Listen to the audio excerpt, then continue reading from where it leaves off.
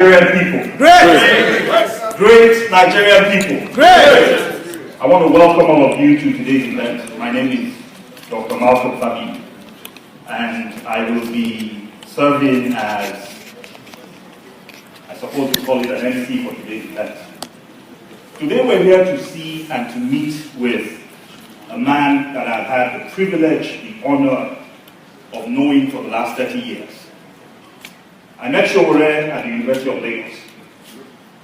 We were both undergraduates, and there was a particular struggle going on. There were so many struggles at the time, struggles against military rule. It is hard for me to remember which struggle that particular one was. But then I met this young man. It was a year ahead of me in school, and even then, 30 years ago, Sowore was already the dynamic character that he is today. In all the 30 years that I've known him, he remains as vibrant, as incredibly incisive, as fearless, as courageous as he was those 30 years. He might have grayed a little. I suspect. His scars might have increased significantly over the years. But one thing that has never changed is his commitment to Nigeria and the Nigerian people. The other thing I'll add is that in all this time that I've known him, so I knew him first as a student activist at the University of Lagos. I had the distinct honor and privilege of taking over from him at Unilag as the president of the Unilag Students' Union government.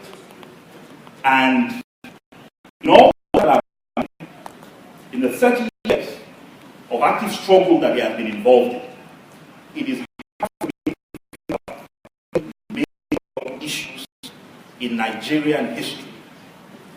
It is hard for me to look at any critical juncture in the Nigerian political process where this man, Omoyele Sowore, has actually not been involved or engaged.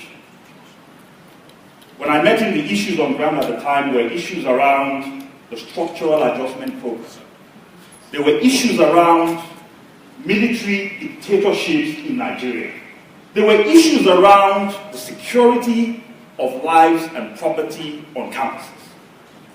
There were issues around the future of a democratic Nigerian state. And even then, there were issues also around June 12. June 12, 1993, a critical juncture in Nigerian history. That was when I knew Sowore. That was when his engagement in Nigerian politics began. The next critical juncture that I can think about was the juncture around 1999. All of the lead-up, the pro-Nadeco movement, the student activists, the youth activists that had to be a part of that movement. This man was also a critical player in that particular period.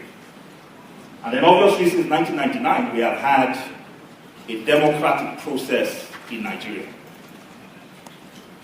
And I remember when that democratic process emerged, having a conversation with Sowore. He was already thinking ahead. And one of the things he immediately said was that, look, the tasks that we now have are going to be a different set of tasks. Now that we have a democratic process, the new challenges that we have would be the challenges of nurturing that process, of ensuring that corruption is tackled, of ensuring that we have a platform that we can use in ensuring that we can speak truth to power. And he told all of us at the time that he was going to set up a platform to do it. He said the platform was going to be called Sahara Reporters. The man is not a journalist. The man had never built a website before. And here he was telling us that he was going to create a platform that would hold the people in power accountable to every single Nigerian. He said it was going to be called citizen journalism. But those of us who knew Sowore, those of us who have known him, clearly knew that whatever it was that Sowore was talking about, what this thing he was describing, this visionary plan that he had for making sure that the Nigerian political process was going to be policed, not from external forces, but by Nigerians themselves, we knew it was going to be possible. And in the last 12 years, since 2006, Sowore, for those of us who didn't know him 30 years ago, a lot of us have gotten to know him very intimately over the last 12 years. Why? Because everything that we know about the Nigerian state, everything we know about the secrets of the Nigerian state, every single thing that we know about the darkest recesses of Nigeria's political process has been exposed to us by one platform, led by one man, Omoyele Sowore. As I think about what we've gone through in that country, since 1999, we don't have a perfect democracy. I mean, that's why we're here.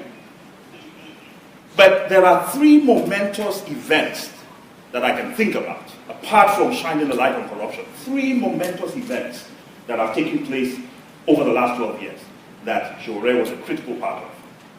The first one was the question of transitioning from one democratically elected government to another. Also, that we did not have a Mugabe situation in Nigeria, where one man would decide that he and he alone to lead the country. And it is thanks to Sahara and the leadership of Omoyele Sowore that we can say that Obasanjo's third-term agenda was brought crashing down. I think that deserves The second critical juncture that we had in Nigeria was when a president died. Not just any president. He was a president from the north. And his vice president was a southern minority man, an Ijaw man. In any other place, it was a very simple process. President dies, vice president takes over. Everywhere else but Nigeria. And it is again thanks to the efforts of Omoyele Sowore that Nigerians actually began to know what the background schemings were that were intended to prevent the constitutional transfer of power from a president that had transitioned to a vice president who constitutionally, regardless of what part of the country he was from, was supposed to take over. And again, it is thanks to the efforts of this man here that Nigerians were able eventually to see that constitutional transfer of power. And I honestly believe that also needs a round of applause.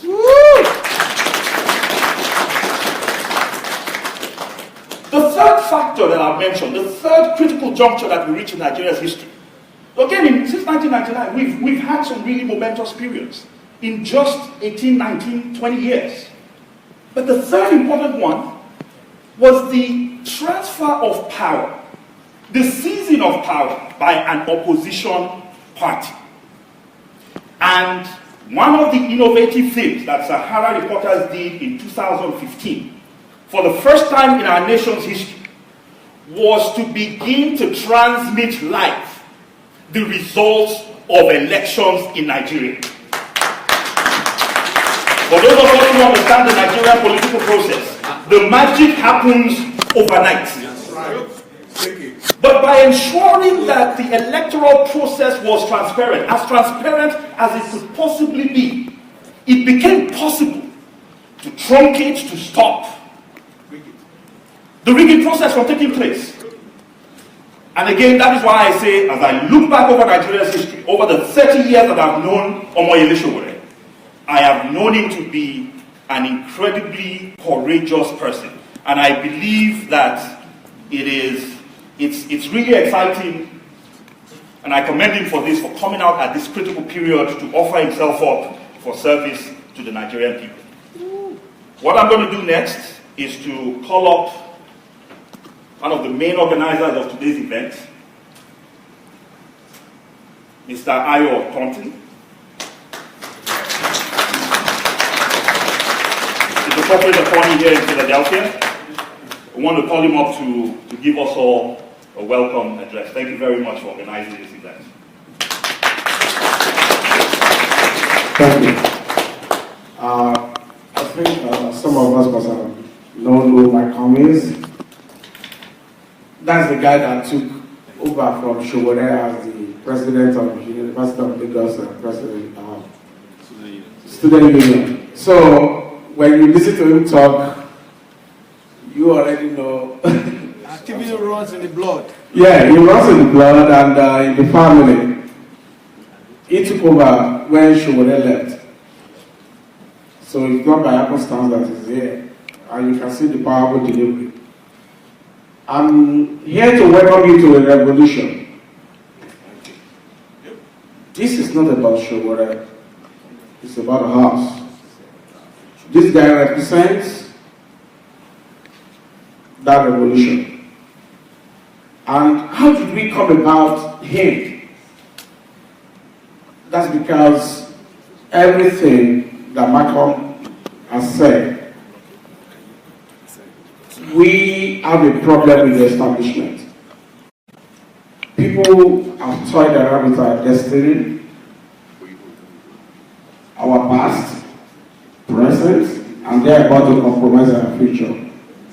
We have decided to say no, we are going to resist that. And when somebody is toying with your destiny, what do? You take it back. Yes. That's the slogan of this movement. Take it back. That's right. So when you hear me, what do? Take it back! That gentleman sitting down there, you might be wondering, I've had all kind of lazy, that's impossible. President. It's about us. It's not about them any longer. That's right. We've heard from people, we've heard from Nigerian youth.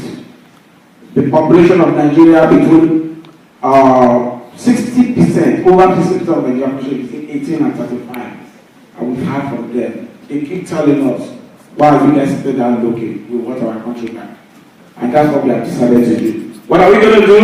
Take it back! Sowore, look, let me tell you, I've tried to some of the youths that have come up saying, okay, we want this project. We want Nigeria back from the class of 66 and all the rest of them. They continue to, it's a cyclical movement of unprepared presidents. Not because the father wanted to be president. Sadala said I would rather be Sadala of Sokoto than president of Nigeria. So he brought that teacher called Papa Balewa to come and lead us. There was a coup. The coup failed. We have a Rose. He wasn't prepared. He came there to be 6 months president. So people say, oh, we are not going to have him. They were not trying to rule Nigeria. They were just trying power struggle. It wasn't about us. This is important. I want to emphasize it. No, we are not going to have that guy. It's why they came. They did it cool, but they wanted to give it a face that's not going to be Muslim versus Christian. They brought the one. The Buritala, this man there now, all of them. No, that was this school. They brought the one. The one promised civilian governance. He started, playing games with us. Buritala said, okay, time up. He came in because he thought the one time was up. It wasn't about us. He empowered one of their civilian collaborators who was MK, the ITT project of Internet Media Contract, you remember. So some restless military people came in, killed Buritala. Obasanjo wasn't prepared to be the head of state. He was hiding under his bed in the Kogi when I dragged him out there from there. Coach me, address back from militia. He was hiding there. They dragged him out. He wasn't prepared. He did what he could do, but when he was leaving, he thought, how can I be comfortable when I'm leaving? Somebody will get my back. We have proving guys. As it doing, I don't know. Shagari wasn't prepared to be president. Shagari wanted to go to the Senate. This guy that died recently, this very brilliant UN representative from Kano, Matama Sule, God bless you. Those were the ones that were actually prepared to be president. But the dynamics of Nigeria bullshit, brought in Shagari. So Shagari became the president. He had a problem. Everything was completely messed up. So the military were restless. They were planning to come back again. Those who are sympathetic to Shagari government said, oh, these guys were restless. They are going to get rid of us. We need to create our own in-house coup. Shagari knew about the coup before the king came. Quote me. When this guy planned the coup, he brought Buhari to come and do the coup. And look, you are accepted, we will listen to you. Come and lead us. So they planned the coup, they got rid of it. So we went to Canada, something that IBB came. We heard in the news that I don't know that IBB was going to be prosecuted for this and that, drug and the rest of it. And because he was the chief of army staff, he waited for a jail to get out of the country. He made his own coup, was self-preservation. It wasn't about us. IBB came to preserve himself. Oh, he tasted the power, it becomes so sweet. He wasn't going to leave. He kept wasting our money in billions. At a point, the country becomes so restless that, okay, we want our country back. But it was half-hearted. So, when he was hustling, we had him leaving Abacha behind. You said you retired all the military officers. Why do you still have this man behind? He was behind, they had Sholekan through their army arrangement, as fella would call it. So, what happened next? Sholekan, we got rid of him, Abacha came in, and as God will have it, Abacha died. When we needed the president, they went back and picked Obasanjo to be sacking him from prison. That would have not have been, Obasanjo would not have been our first choice in 1999. That we can guarantee. It wasn't about us. Obasanjo came, when he was leaving, he thought, who will be loyal to me? Of course, Yadra ensured he became the president when he was so scared of becoming president in 1976. When Yadra was dead, so he brought the brother to take over. When Yadra dropped it, even though he knew about the state of that guy's health, when Yadra dropped it, they are looking for somebody who is available to control. He wanted to leave, but they didn't want it. They brought Jonathan. But he had his own mind. He's still worried about us. He's gotten to a point right now we are tired. We've heard from Nigerians, from the youth of Nigerians. We want to win the president. We don't want to wait for them again to keep raising people's hands up. Now, obviously, between Scotland country, because the power struggle is still there between them. He's organizing them here and there. Buhari is organizing. There's all kinds of stuff going on. What do we need to do? We need to take our country back. Why do I do that? We want to raise the hand of the president we call our own. We are determined. We've heard from the Nigerian youth. They told us this is serious. Why can't we be there? The youth of Nigeria say, okay, these people that be there since 1966, 75, 76, 77, 90 something, with their falsified age in controlling the system. It's about time for us to bring somebody to challenge these people. We don't want to hear that what can we do between Jonathan and Buhari and we'll take the lesser of the evil. No.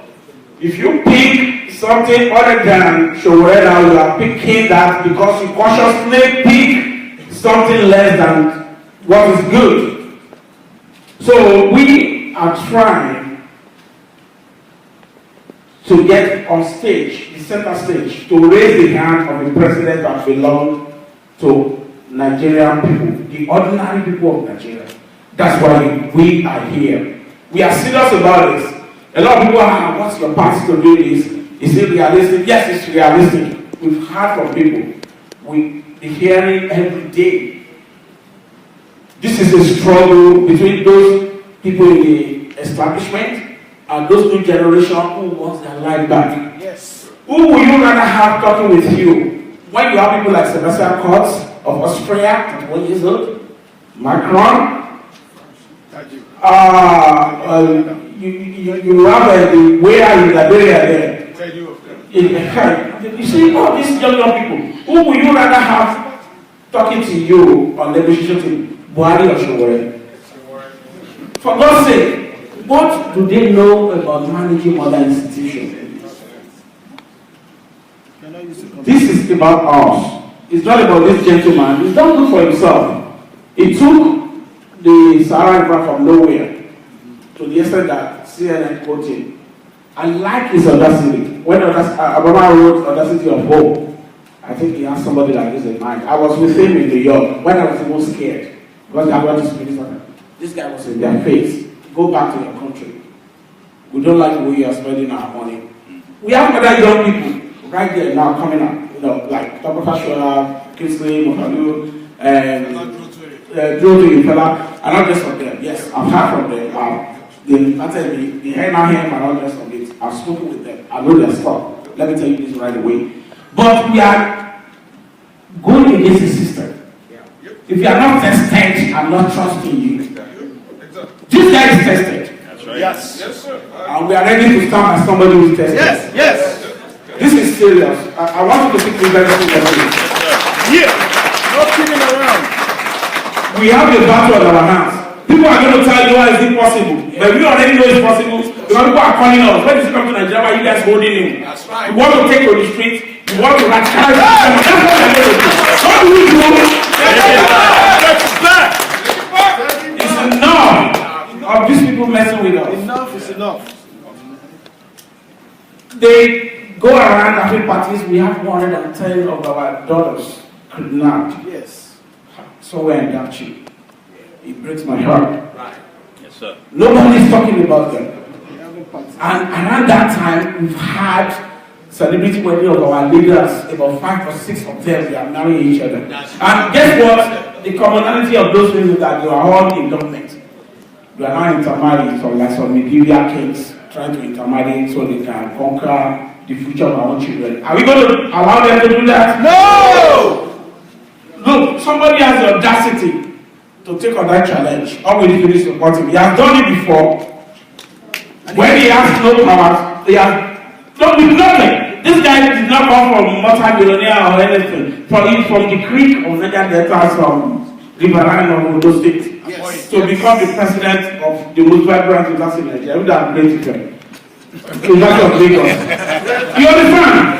He took that thing. I look at him sometimes, this guy. He went to Nigeria, he was leading people, he was all over the place saying, look, we are not going to take this. And the time, there's never been any time in our history that people are so distracted with the system, other than now. I hear them every day. Yes. People saying, we are done. They just needed the direction. Our young people just need somebody to direct them. Right. And we have the power to do that. You know why some people are telling us, you people in America, you are monopolizing it. Is he going to be president of America? So I said, no. Why you guys were struggling around to borrow $30 billion to be paid over 15,000 years, talking to you that's what we're ready to Nigeria just in 1 year. Yes, we are relevant. Yes. Better listen to us. Clear. We are coming. And this is going to be the end game. So, folks, if somebody messes with your past, messing with your present, and is trying to compromise the future of your kids, what do we do? Take it back! We are taking Nigeria back. Thank you. Yeah. Take it back! I want to thank Mr. Ayo Compton for that incredibly inspiring speech. What I want to do now is invite, is it Mr. Omazi or Gwefi? Ifeanyi Obiora. Please provide us with an introduction to the man that we're here to see today. Thank you. Thank you.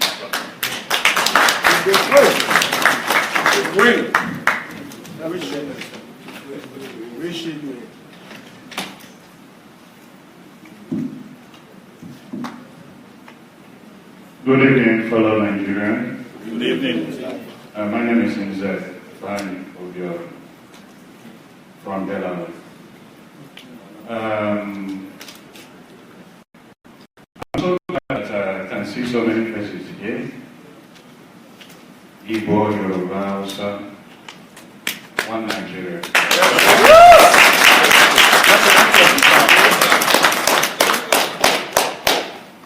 My president. Yes.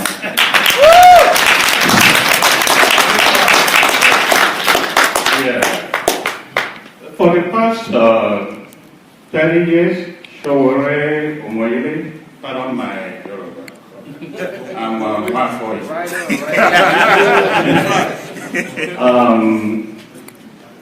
He has been a constant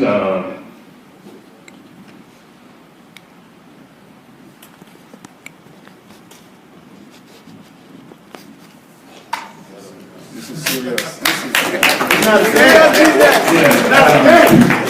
For the past 30 years, Sowore Omoyele has been a constant feature in Nigerian political history. Born February 16, 1971, Sowore is a blogger, writer, lecturer, human rights activist, and public commentator on national issues. He is the founder and CEO of Sahara Reporter, a globally acclaimed online media platform that has played a leading role in the fight for good governance and democratic growth in Nigeria. Sahara Reporters has over the years carried major breaking news stories in the country, especially in the socio-political scene, exposing corrupt practices of government and leading a struggle for responsible and accountable democratic governance in Nigeria. Since its establishment in 2006, Sahara Reporter, under the dynamic leadership of Sowore, has been a major driver for change. 3 specific cases of Sahara Reporters' pioneering role in enhancing democratic rule includes the successful mobilization against Obasanjo's third-term attempt. The exposure of the attempt of cabal within the highest level of government to prevent a constitutional transfer of power to a Sultan Vice President after the death of President Yar'Adua. The innovative real-time reporting on election results across the country during the 2015 election, which prevented mass-scale rigging and led to the defeat of an incumbent party and president for the first time in Nigerian political history. Sowore holds a first degree in geography, so you can see that, when God sends somebody, it doesn't matter your area of, profession. So all this drive, he read geography and planning from the University of Lagos, where he started his career as a student activist. He also holds a master's degree in public administration from Columbia University, New York, USA. Sowore was president of Student Union Government at the University of Lagos between 1992 to 1994. And as one of the leaders of the Nigerian student movement, he led the fight against the military regime after the annulment of June 12, 1993. For his vociferous anti-government campaign over the last 3 decades, Sowore has been harassed, arrested, and detained by various governments. Sowore represents different things to different people. To the corrupt politician, the ruling class, and their apologists, Sowore is an uncompromising and principled terror. However, to the Nigerian masses, he represents the audacious candle that shines the light on the darkest recesses of Nigerian political system. A force of nature that can always be trusted to speak truth to the power. It is exciting that Sowore has now decided to take his activism to the next level in declaring himself as a candidate for the 2019 presidential election.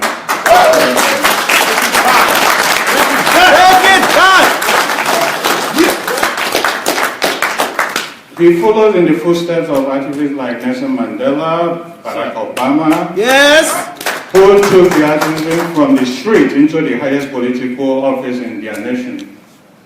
Given Sowore extensive history of principled and committed dedication to the struggle for good governance in Nigeria, there is no doubt that he will be able to provide visionary, pragmatic, and transformational and dynamic leadership to the Nigerian as a nation.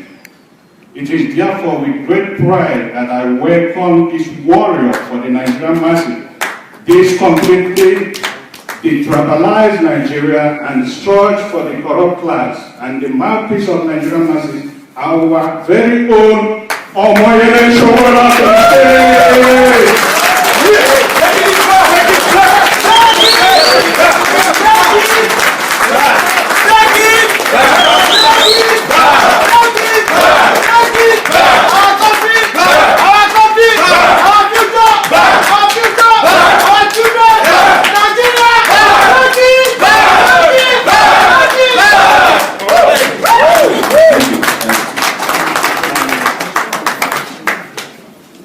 We are about to make history.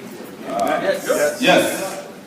We are going to experience a generational hurricane that will sweep across Nigeria in the manner that it happened in this city in 1776. It was in Philadelphia when the American people were tired of colonization from England. They decided in 1776 here in this city to have what they call the Declaration of Independence. The Nigerian people are declaring their independence from the cabal, the mafia, and all those characters that held a country of 180 million people down and have not allowed it to become one of the best countries in the world. Yes. Despite all the resources hidden under this earth, the great human beings that have been born and bred in that place that are helping other people around the world to achieve their own aspirations for greatness. I do not need to tell you about Nigeria. You know the story.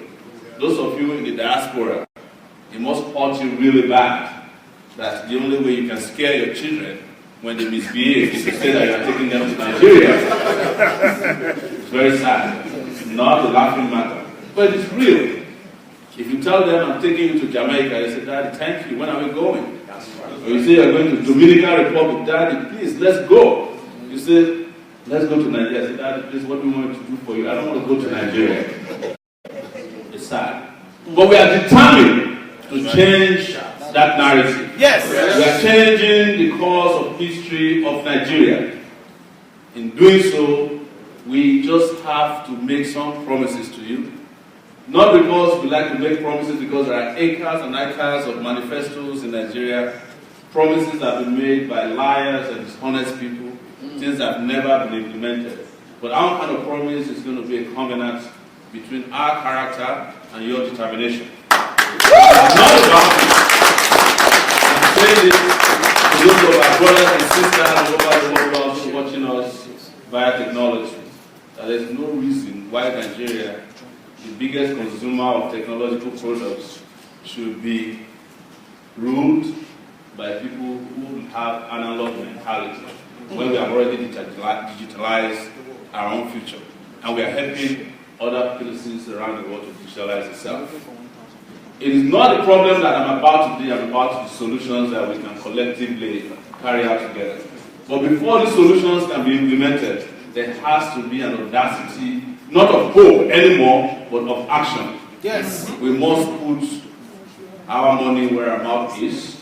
We must put our boots on the streets of Nigeria. We must thumbprint these guys out of existence.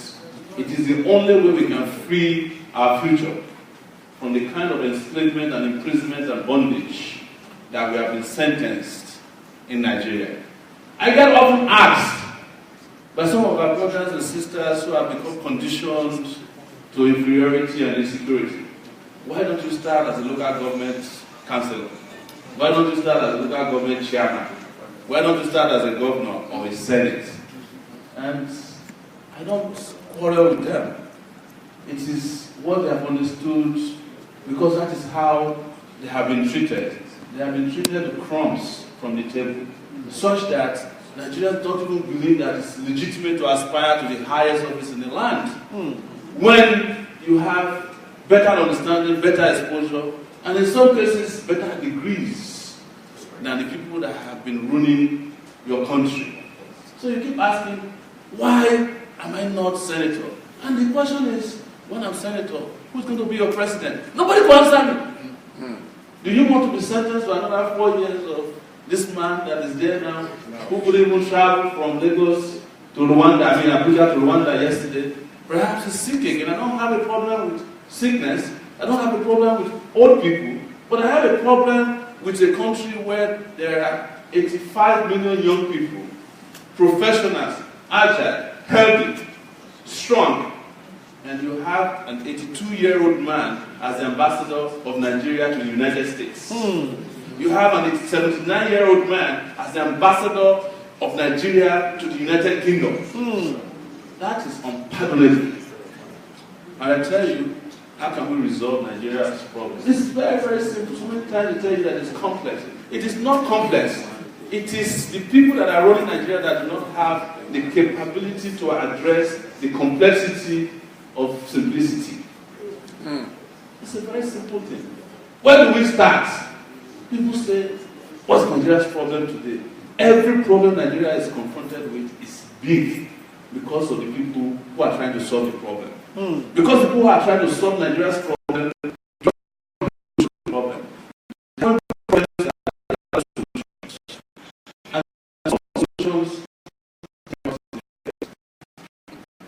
people ask us, what is it that you can do? Nigeria declared, by their own records, there are 40% employment rate. It's never happened anywhere in the world. But I said to people, Nigerians have actually stopped believing in government. Every home is run like a local government. You have your regard, you provide your own water and electricity. So they don't rely on it. They just need a little bit of government in their life. Whereas Americans are saying that they hate big government, Nigerians have long internalized small government. But let me provide you with electricity first, and see the bountiful employment that will be arising from everywhere. And when we say electricity, people might say, how do you do it? First and foremost, Nigeria should not be toying with 5,000 megawatts of electricity. That is some kind of national shame and idiocy. We need 20,000 to start with. And this 20,000 with modern technology that's out there, we throw in energy mix of solar energy from the north. You know, there's coal in Enugu, even though I'm not a big fan of coal because America is also reducing its consumption of coal. But we can start from there. There are 9.1 billion cubic feet of gas in Ogoni land alone that we can use to just be firing gas turbines everywhere. That even the heavens will know that Nigeria is bright. Right? Yes. We can also go to the southwest and use the God-given streams, rivers that are over the place to do hydroelectricity, and we'll be selling power to the entire West African region. And that will automatically guarantee you electricity, it will guarantee you employment, it will guarantee you health, because it means that after you come back from work, you can actually drink cold water. And you can sleep soundly at night. Armed robbers will no longer be roaming around because they will be sane before they strike.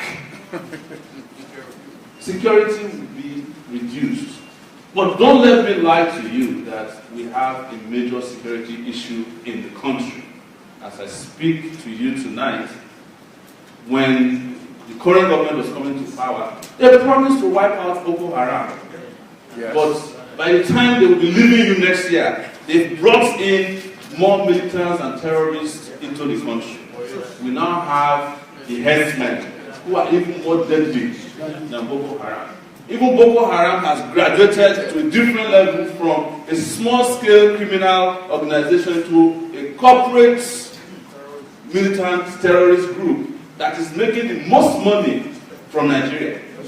This year, the last 2 years ago, Nigeria contributed 5 million euros to Boko Haram wallet from payment of ransom. even though they told us that they want to wipe out Boko Haram.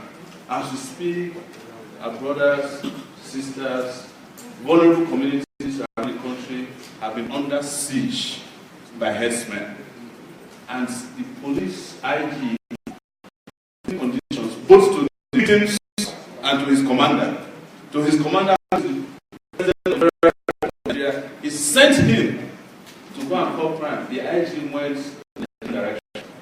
And when the man would speak, he said the only condition on that we can guarantee security to the is giving the herdsmen a passage first to do whatever they like. Give them a chance in whatever the definition he wants it. That is not the kind of Nigeria we want. I would not lead a Nigeria where the commander-in-chief gives an order to the IG. The IG did not carry out the order, and the IG is still in office the next day. He will not only be relieved of his duties and responsibility, he will be pulling his feet in one of the jail cells in the country, answering to negligence of duty, among several other criminal offenses that could accompany his responsibility. Right? I will give you education. There are Nigerians, young kids that are out of school, according to their own records. And the question I ask myself is that what do you do to combat education? The first way to start it is to provide them teachers. And when I'm providing teachers, I have to make a promise here and now, controversial. I will take the money from the senators who are doing nothing and give it to teachers. Yes. Do you know that the average senator in Nigeria picks up 13 million naira every month, as you know? They have 200 million constituency projects that they pocket without doing anything. In addition to several other extortionist schemes that they carry out in the name of constituency project monitoring or oversight visits to ministries, departments, and parastatals in the country.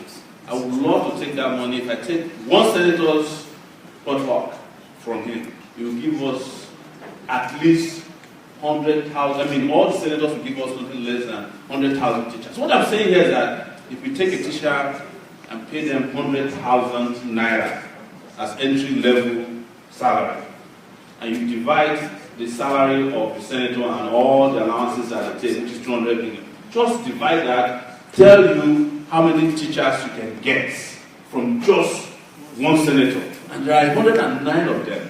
The US, with 300 million people, have only 100 senators. What is Nigeria with 150 million people doing with 109 senators? We don't need the Senate. These guys are just a waste of space, they're a waste of time, and waste of resources.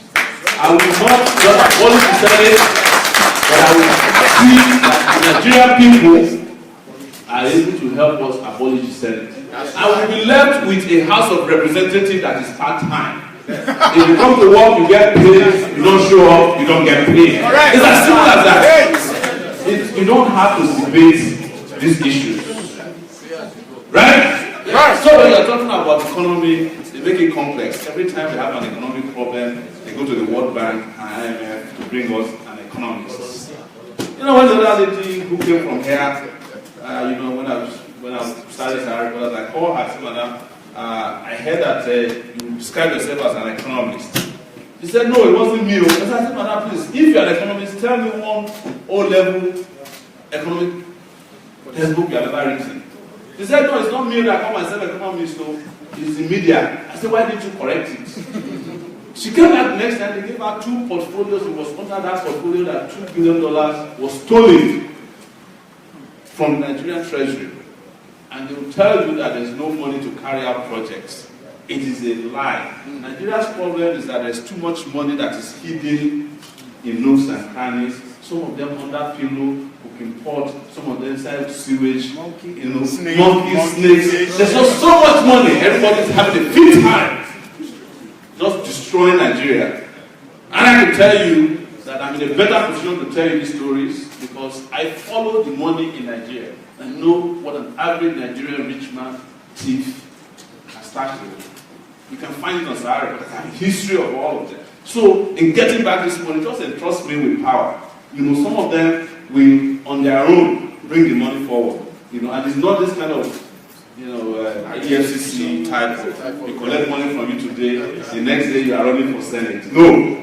Even if you bring back money, you still have to pay. There has to be consequences. For taking what belongs to 116 million people. We just can't continue like this, people. And sometimes, honestly, when I speak, people say to me, why don't you tone it down? We're a little bit too angry. And I say to myself, I wish that I can be like every other person that has a temperament to tolerate nonsense. But I have to verbalize the frustration that is in our society, you know, through this platform and movements that we have created that is going to take Nigeria back from these people. What they ask us? Take it back! If you take Nigeria, where are you taking it to? We are taking it to the promised land. We are taking it to a place where an average Nigerian, those of you abroad who are making every other country work, can come back home and make the country work. And it is not that I'm giving you a Dorado. They did it in India. They brought back their doctors. And guess what? Nigerians are going to India for medical tourism today. They did it in Dubai. They turned it into a wonderland. Guess what? Nigerians are some of the biggest property buyers in Dubai, owners. When they see good things, they love it. But when they have a chance to make their country better, they hate it. The other day I was watching one small clip of video which we get these days. A guy bought one of these Lamborghini cars. He forgot the road upon which to take it out of his garage. So they had to put plank on the road and somebody was pushing the Lamborghini. You know that these guys have mental problems. But we are capable of curing them of their mental issues. Of course, how do we cure them? We're going to build hospitals in at least 6 regions of the country. Not hospitals that are treating mental problems alone, but physical ailments. That will be my promise in the first 4 years. I have heard, and you must have heard from me, that I want to turn Nigeria into a construction site. One of the things I will do if I'm president of Nigeria is that every region of Nigeria, 6 regions, must be connected with a dual carriageway. So, you know, from one region to the other. That's the priority for us. And you know, to build those kind of roads around the country, you have to employ a lot of hands. You have to bring in construction companies or allow Nigerians in their own innovative minds to come home and rebuild their country. Right? Right. Yes. And I'm not just going to build roads and bridges and canals or whatever is needed. We are going to have very, very fast-moving trains. There's no reason why Morocco can afford to have one of the, you know, just 2 weeks ago, Morocco imported bullet trains. Kenya already has. I went to Ethiopia. Ethiopia has trams. Nigeria doesn't have any of these things. The other day, the only one we have is between Abuja and Kaduna. Last week they shot at it. Yes, because there's no security around the place. When we reported that they shot at the presented video, they first of all lied that it didn't happen. Then later they said it was some guys that were throwing stones. I've never heard where stones can penetrate the train. Because the train is supposed to be moving so fast that stones are not supposed to be able to catch up with them, except if physics that I was taught is not true. The other thing that I would tell you is that we have been deceiving ourselves by building these bottom-down economies as opposed to building Nigeria from the bottom up.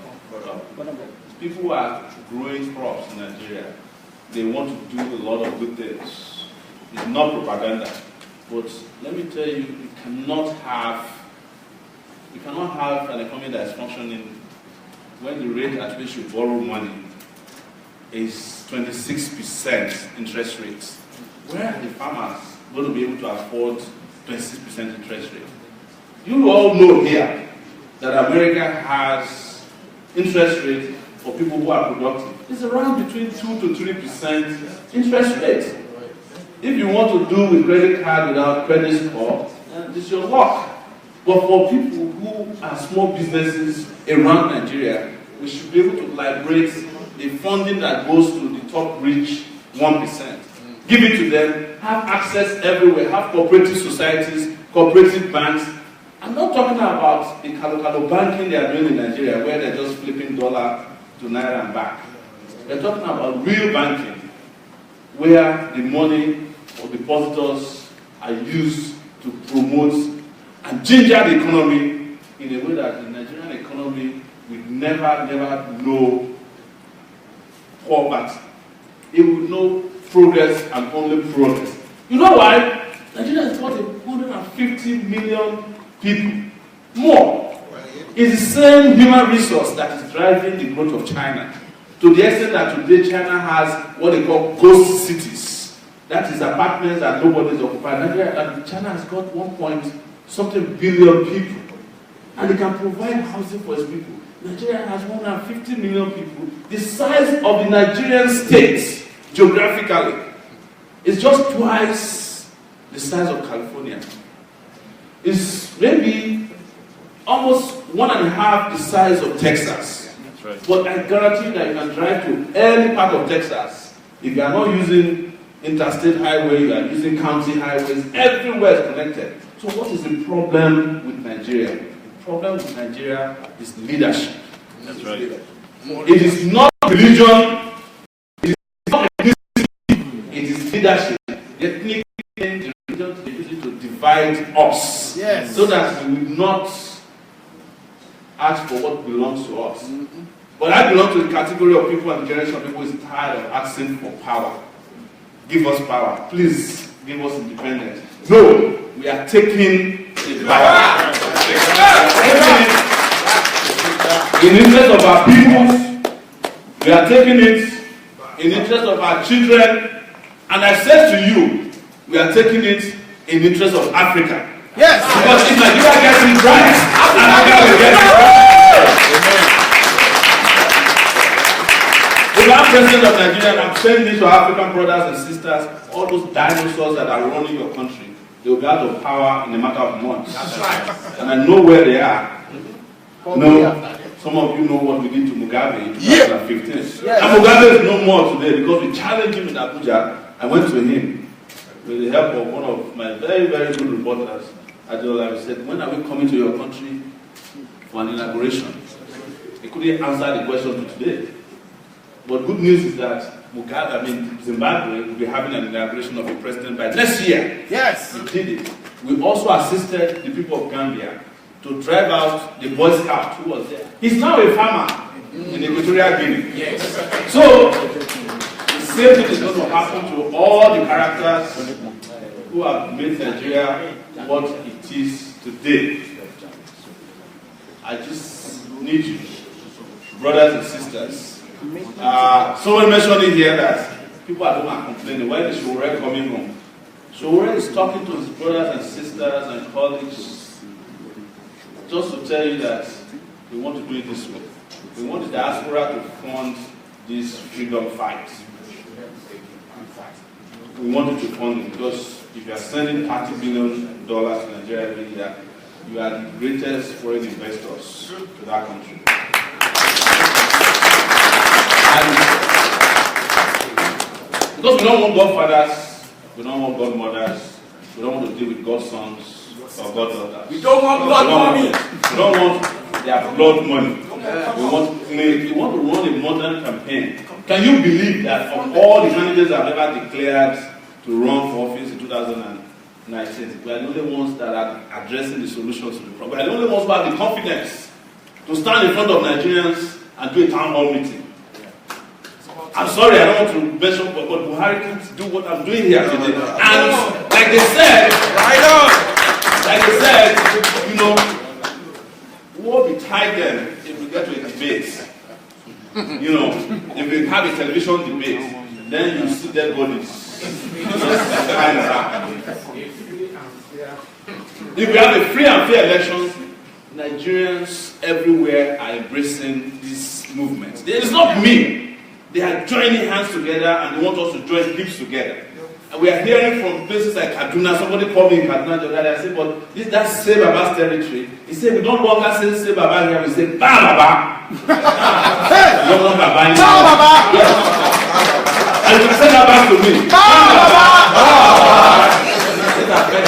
bars. No more OTPs. No more OTPs. Practicing barbaric politics in Nigeria.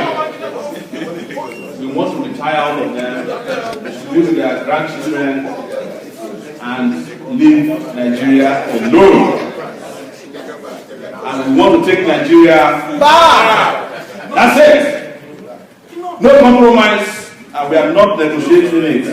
The only negotiation we will do with any one of them, if your hands are clean, you get social security benefits from us. Maybe. Yes, maybe. We will be very nice to them. Those are the ones, for those ones who have been nice to us. Those who have been nice to us, good luck to them. But we need to revamp Nigeria. We need to take Nigeria. I just hope that by this time next year, we are talking about different possibilities. Yep. You know, and I want to see you guys just flying in, you know. By the way, I'll give you an airline. Yes. It has to be Nigerian Airways. Not the Nigerian Airways, but any kind of Nigerian airlines, brand new planes. Because if Rwanda can have Rwanda Air, Nigeria should be able to have Nigeria Air. You know, Preach it. Movies, Preach it. you know, and you are not watching British or American movies, but movies that have been created by the ingenuity of our brothers and sisters who are laboring, you know, without any form of assistance. Entertainment the world has ever experienced. This is the possibility we have. Take it now, and it is now or never. Right? And this that I'm giving you today, the assurance I'm giving you, the way it happen, such that you just say that I told you. Let me close here by telling you a small story of what happened to me when I was coming back from Nigeria about 3 weeks ago. By the way, this campaign is just 3 weeks old. That's right. And it's about the most popular. That's why you see them hanging up. You see the campaign that, you know, Buhari has been trying to travel to places like Dashi. But because they don't know what they are doing, they go and visit on the floor.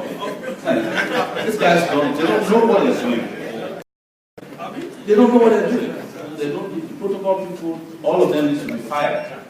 You know, so I got to the airport. Usually, they stop me. Before they stopped me, there of course was no electricity in the airport, and the computers didn't have a backup. I waited there and I was having a conversation with the guy, the DSS guy, the secret police guy. I said, "How do you check me when your computer is not working?" After messing around and the light came back, he said, "Well, sir, the computer is working." He checked before he could say anything. He said, "Is there anything for us?" And I said, "No. This idea of anything for us has to end, and I'm cleaning up this place." He looked at me and said, "Why is this guy talking crazy?" And when he typed my name into the system, he said, "Oh, Sowore." I said, "Yes, where do you work?" I mentioned where I work, Sahara Reporters. That's where I worked for the last 12 years. And he said, "So, we have to go to our office." I said, "No, I'm running late. I cannot go to your office." But long and short of it, it was that place that I declared my presidential declaration. I said, "I'm going to be president. Look at me very well. This is the last time you see me pass this place. So you better be nice to me. Because after this time, all of you are done asking for $1, which is a disgrace to the world. Most, you know, Nigeria should not be, I don't know how to just describe it. But just give me a chance, and I will go home and prepare a place for you that you'll be proud of. Thank you very much.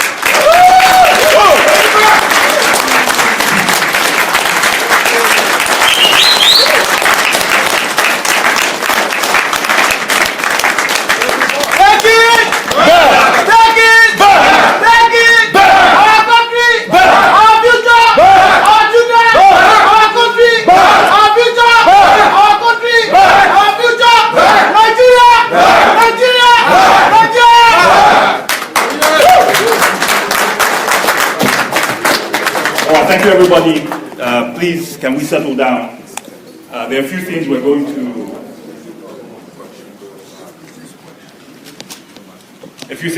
to run through right now. The first is that this event is being streamed live. So what I need you to do is please, everyone should get on your smartphones, and I want you, if you already have Sowore as a friend on Facebook, you should Follow. or follow up. Yes. It's been streamed live. So the first thing I need you to do is go online and make sure that you Share. share. Please. Okay, share this. We want to spread this out as far and wide as possible. The only platform we have to use social media, right? We have to use social media. We do not have the billions that these guys have.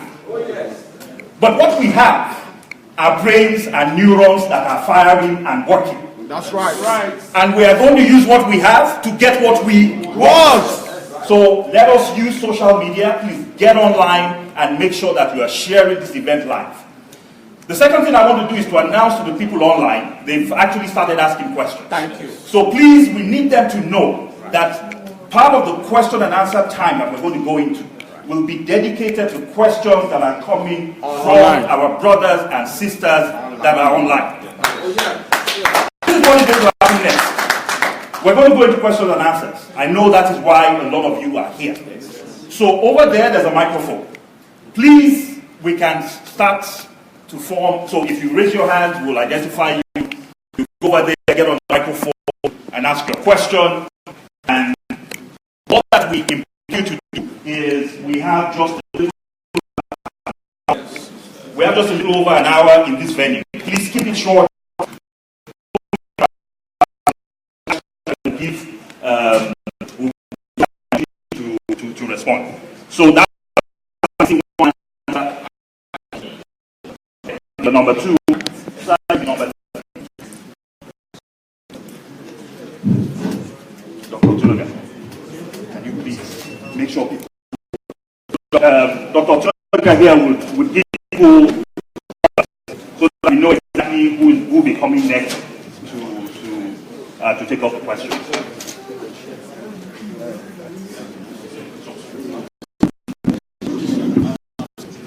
Nigeria, take it back. Nigeria, take it back. Okay, good evening, Nigerians. Okay, this is a question I just got on my Facebook when I shared this town hall meetings right now from Philadelphia, from one of my brothers right in Philadelphia. Unfortunately, I couldn't make it. Yeah, he first commented, he says, piece of advice. Let him identify issues and provide solutions rather than criticizing the incumbent. He should tell us his political ideologies.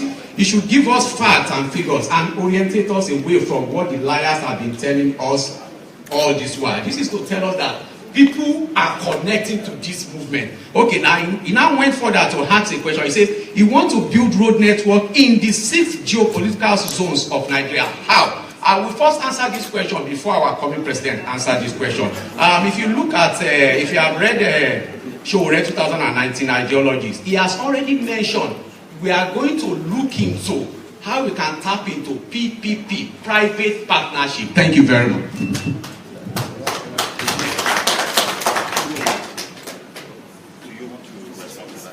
Take 3 questions. Okay, so we'll take the next 2 questions, and then you will answer those 3.